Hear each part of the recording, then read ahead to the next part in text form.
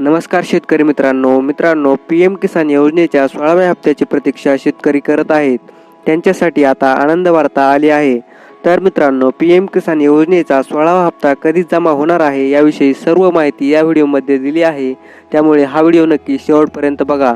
तर शेतकरी मित्रांनो, आतापर्यंत PM किसान योजनेचे 15 हप्ते जमा करण्यात आले आहेत. ऑक्टोबर 2022 मध्ये या योजनेअंतर्गत 12वा हप्ता हा जमा करण्यात आला होता. फेब्रुवारी 2023 मध्ये 13वा हप्ता जमा करण्यात आला होता. 27 जुलै रोजी 14वा हप्ता जमा करण्यात आला होता. नोव्हेंबर महिन्यात केंद्राने 15वा हप्ता जमा केला होता. साधारण 5 महिन्यांच्या अंतराने रक्कम शेतकऱ्यांच्या खात्यात वळती झाली आहे. आता शेतकरी 16व्या हप्त्याची प्रतीक्षा करत आहेत.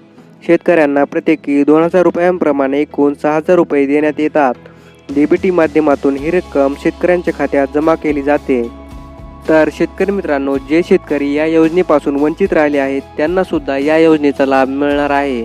अनेक शेतकऱ्यांना या योजनेचा लाभ बंद झाला आहे. कागदपत्रांची पूर्तता न केल्याने हप्ता थांबवण्यात आला आहे.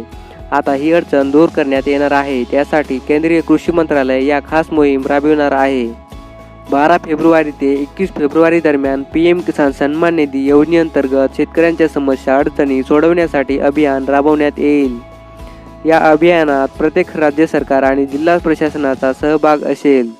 देशभरातील 4 लाखाहून अधिक कॉमन सर्व्हिस सेंटरच्या माध्यमातून गावोगावी हे अभियान राबवण्यात येणार आहे. तर मित्रांनो, PM किसान योजनेचा 16वा हप्ता कधी मिळणार आहे याविषयी सर्व माहिती जाणून घेऊ.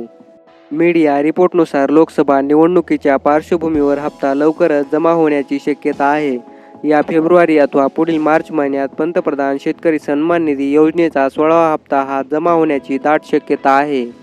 अर्थात केंद्र सरकारने याविषयीची अधिकृत घोषणा केलेली नाही.